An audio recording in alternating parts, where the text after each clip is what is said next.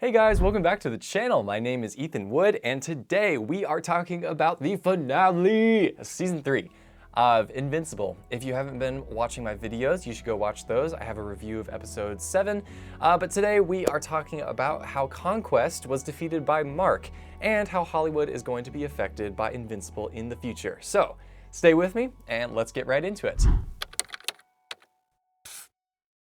So I want to unpack the highlights of the show first, and then I want to dissect the fight between Mark and Conquest because I thought it was extremely interesting. And then I think we need to talk about Hollywood and see how Hollywood's doing. So if you read the title of this episode, it had something to do with how Hollywood was literally broken by Invincible. I think Invincible set a new standard for what the superhero genre needs to look like. And I hope that that standard is replicated in Hollywood, because if you are like me, then you are probably very frustrated by the type of content being pushed out by Marvel right now that has been pushed out by DC. I just hope that that genre can, or that company can figure it out. But Invincible has kind of been a trendsetter in the superhero genre, and I really hope that Hollywood will one day realize why.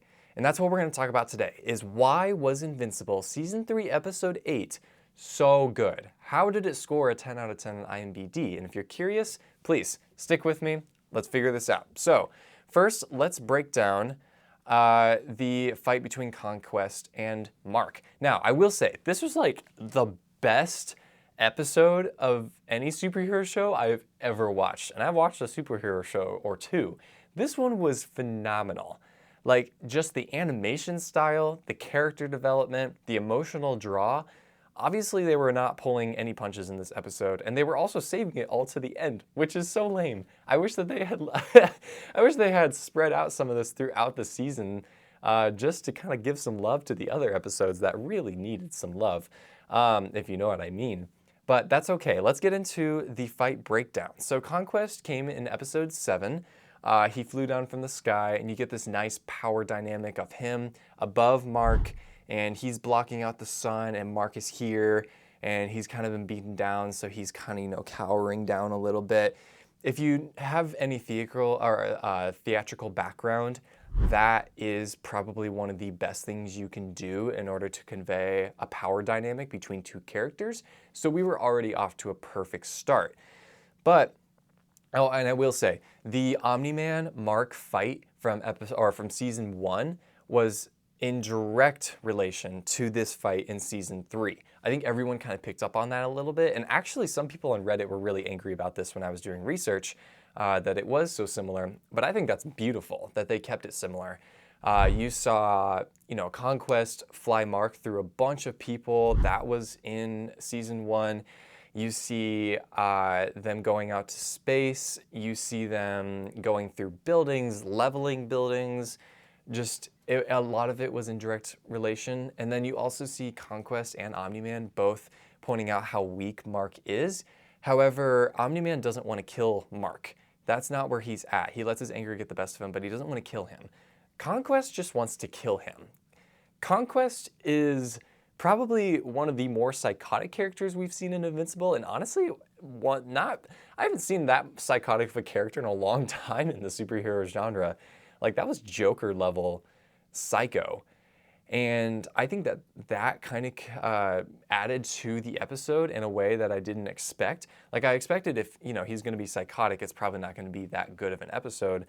But he did such a good job about, one, relating to the audience, but two, also just it was a really well done character. Very good voice acting, by the way. People were skeptical about that too, so we can take that back a little bit. But yeah, I think we realized that because Mark changed his suit, he had a change of heart. And at the end of season 3, he finally had that change of heart, which is a little bit darker than the heart that he had at the beginning of season 3. And I think that that was just part of his character growth. And honestly, I don't think that he needs to beat himself up too much about killing Conquest, because I think Conquest didn't have any redeemable qualities to begin with.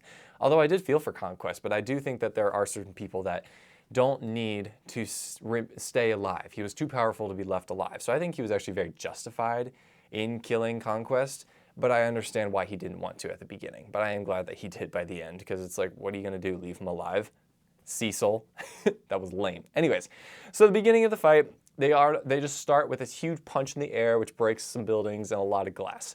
Already off to a great start. The animation style there was amazing. Just very good movement, very good, very intricate details in the animation. Usually Invincible animation is a little more clunky, but this one was really, really good. Yeah, and then in the middle of the fight, there was just a lot of really good hand-to-hand combat, really good movement. The scene where they fight, they punch, it levels those buildings, and then it zooms out into the ocean. You see all the skyscrapers coming down with the beautiful sun rays on it, and then it transitions to Oliver flying in. That was the most beautiful animation I have seen in a long time. That was amazing. I don't know about you. I had such a good time watching that. I wish I could. I'm probably going to go back and watch it again, honestly. It was so good. That was crisp, clean. They were cooking. Let them cook, if you know what I mean. I don't understand why we couldn't have this before, to be honest. We'll get back to that because I did do some research. But the end of the fight, that is the main thing I want to talk about. There was lots of good hand-to-hand combat, lots of good times between Oliver and Mark and Conquest, and seeing Conquest's creepy, psychotic character. But by the end, he opens up to Mark a little bit in the most psychotic way that he possibly could have. I'm going to figure out a different word for psychotic. Anyways, Conquest basically says that he doesn't have any friends because people fear him, which creates some empathy with the audience because you realize like this man is really powerful, he's broken, he's been through a lot of trauma, but at the end of the day, he's still going to kill Mark. So however the writers, whoever was like wrote this show, did such a good job. Because one, they developed a character that has no redeemable qualities in one episode, to the point where the audience feels for him, and at least, you know, they're okay with him dying, but they still like have an emotional connection with him. And that's probably the most insane part of this entire show, of this episode in particular, was how well they developed the character so quickly and how little dialogue actually advanced the plot so much. I think that that's just a great part on them. I loved all the shots of the glass eye from the side profile, if you saw those. It just added to the creepiness and to the darkness of his character. So very good use of visuals, good use of camera angles. I think the reason that this hit so well was because one, they animated it so well, but two, they showed all the best angles and used light in ways to cast shadows on characters that made them either darker or lighter, conveyed emotion, especially with Conquest. I think another thing I just want to mention real fast, is anyone just aware that Adam Eve is basically like immortal? Like, is anyone else pointing this out right now? Because she literally cannot die. I know we saw this from the extra episode of Adam Eve. I think that was the one that came out after season 1, if I'm correct there. Someone correct me if I'm wrong. But that episode showed her origin story and showed that she has a restraining bolt on her, if you know what I mean. And she basically came back to life. This is the second time this has happened too, after being beaten to a pulp. And it's like, okay, she's OP a little bit. Like, she's probably one of the more powerful superheroes in the galaxy if she was unleashed to her full potential. So, just a little side note, she's literally immortal, invincible, if you will. So, that was kind of the whole episode. I'm going to get into highlights from the post credits at the end of this episode. I do want to do you guys justice there. But first, I think we need to talk about themes. What exactly was the show about? What did it accomplish? And how do we think the superhero genre is going to be affected by this? Because it got a 10 out of 10 on IMDb. That is insane. So let's talk about that. So first off, great way to spend my Thursday afternoon. I love that the bar for superhero movies just got increased a little bit through this episode. I think people realized, like, we've been missing out on good quality content for a long time. And I think that this is the moment where we're going to hopefully see some change in the movie atmosphere. I think that people who grew up with the comics, who grew up seeing the Invincible comics, just want to see their comics that they love and hold dear to their heart. They want to see it done justice on screen. They want to see the writers, animate it just like the comic books. They want to see the characters that they've imagined so much come to life on screen. That's kind of the hope of when you base a movie off of a book or a comic series. That's the hope that people have. So I think those are the things that people realized. And now that I've watched it, I didn't grow up with the comics, but now that I've watched it, I hope that this is a wake-up call to Hollywood. I hope that it breaks them a little bit, because for a long time, Hollywood has just focused on money. They focused on money and they focused on celebrity fame to drive their industry and to make them money. And that's led to all the crappiness that's come out recently. Like just one example, the live actions of Disney, that's the only point. That's the only reason they're coming out with those, is because they're trying to get these quick grab money schemes, basically schemes. I mean, they're very low quality things that just rely on heavy amounts of animation and CGI. It makes me sad, right? Because Hollywood has an art. Movies are an art form. And if someone could just use that art form to express what they are wanting to express, then I think people will watch it. But Hollywood for so long hasn't seen it as an art form. They've seen it as a way to make money. So I hope that this is a wake-up call to Hollywood, because one, people just want to see good movies. Two, they will make money if a movie or a series does well. And then three, people will come back if that previous movie was good. You see that with Marvel. Like, the last Marvel movie was not good, so you're losing people coming back to the next one and the next one and the next one. And it's like, at some point you gotta prioritize making a good story over making money on this film, because the money will follow if you just put the time and effort into making it good. And I think that's what Invincible did. They could have front-loaded the whole season with all these tricks and gimmicks that they did in episode 8. They could have put that animation in episode 1 and 2, and people would have loved it at the beginning, and then they would have lost all their money for the rest of the show. That would have been good marketing. But I think what they did is they prioritized the story and the characters, so they, had a pretty good episode 1, and then it got a little by the middle. But then the end, they saved all their money, all their time, all their effort, and they made a beautiful, beautiful episode. 2 of them, in fact. I think episode 7 was very good too. So I'm hoping that Hollywood can figure that out and can hopefully redeem themselves in the eyes of the public. Because right now, I don't think a lot of people look at Hollywood in a very good light. I think there's a lot of judgment going towards this industry. So that's something deeper that I want to talk about. So hang with me here. I have some thoughts on this. So Hollywood is adapting to all the different trends that are coming out right now. So you got streaming. Streaming's a huge trend that's kind of been killing Hollywood, and social media. Those two have been pretty impactful for Hollywood, and I don't think anyone has quite realized that or thought about that before. And I think the main reasons was, one, COVID happened, so they had to switch a lot of their platform from being in-person to online. And I think a lot of celebrities realized that they could be influencers if they really chose. So a lot of them jumped on social media. But then because they jumped on social media, we started to see them for who they were. And a lot of these people are pretty crappy people. They believe things that are disgusting. They live lives that are pretty out of check with reality. And it just shows that you can see on their social media profiles just what they desire, what they think is good, them trying to jump on trends, even if they have no idea what that trend is. I think a lot of people lost disrespect for celebrities over the last few years because of that. I have, for sure. I have not enjoyed watching other celebrities' political opinions, personally. I don't know about you. I do not enjoy that. So I hope that this is a wake-up call to Hollywood, that one, there was a bit of mysticism around Hollywood, and that was a good thing. They should have kept it that way. But also, two, it's time to start adapting towards an economy that is so split now. You have to stand out. And I think the thing that they need to do to stand out is, one, just make good quality content.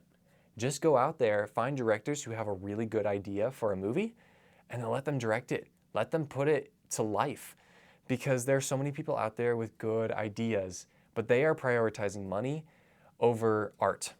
And when you start doing that, your industry is going to die. Yes, you'll make money in the short run, but how is your longevity going to be affected? And Hollywood right now is not looking good. It looks like YouTube's going to take over Hollywood. That's a wild thought. Who knows? Who knows what the future has to hold? But I think that anything can be redeemed. I really do. And I think Hollywood is one of those things that can be redeemed. But they have to wake up and they have to start making choices. They have to start prioritizing things that maybe they wouldn't have prioritized before.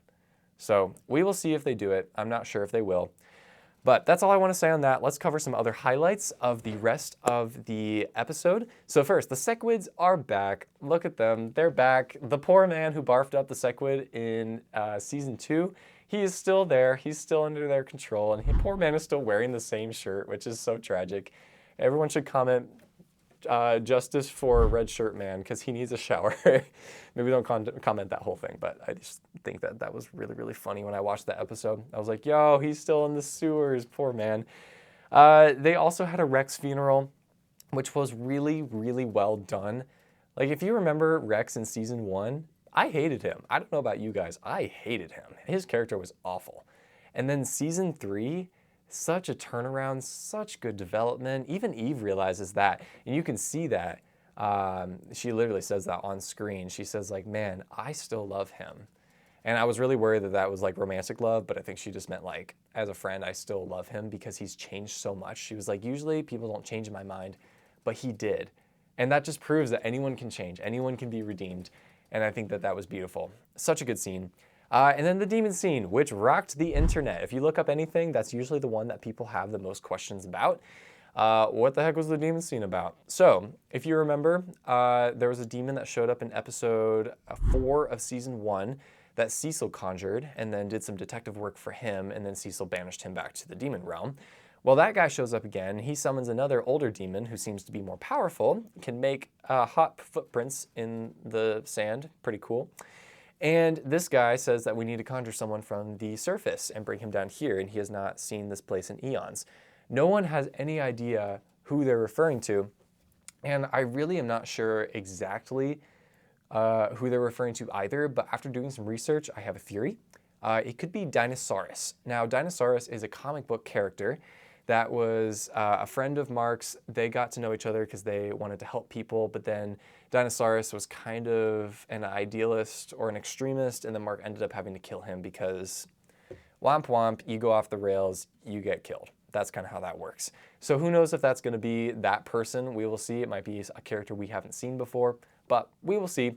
And then Battle Beast, poor man, he was in fetal position in space, frozen, so hopefully they bring him back, and he'll probably end up killing those 2 aliens that took him in. Maybe they won't. Maybe he won't. Maybe it'll be great. Maybe they'll be friends. Who knows? But he's coming back too. So, I cannot wait for season 4. I think it's going to be a phenomenal season. After talking about all this, I apologize for everything I said in my review of episode 7. I think we are going to be chilling for season 4. So, without further explanations or highlights or themes, I just want to thank you guys for watching this video. I appreciate you guys sticking around to this point. If you liked this content, please consider giving a like and subscribe. That tells YouTube that this is a channel worth watching. And as a small YouTube creator, I'll just be honest, it's hard to get my videos out there. So if you liked this content, please consider liking and subscribing. Also commenting down below. I don't know if you know this, but like, I literally read those, and if you comment something thoughtful, I might respond. So who knows? Just theoretically. But if you are still watching by this point, I have a question for you guys. So Invincible is done, and I need something else to cover. Is there anything you guys would like me to cover? Any movies, any TV shows? I will dissect it episode by episode, or probably come out with a series of videos for a movie, just dissecting like, why did something work? Why did something not work? And how is Hollywood going to be affected by it? That's kind of my whole thing. So if you have any ideas, please drop them down below or message me on my socials. Those are also in my descriptions. So anyways, thank you so much for watching, guys. Stay thoughtful, and let's try to redeem Hollywood in the eyes of the people. Peace.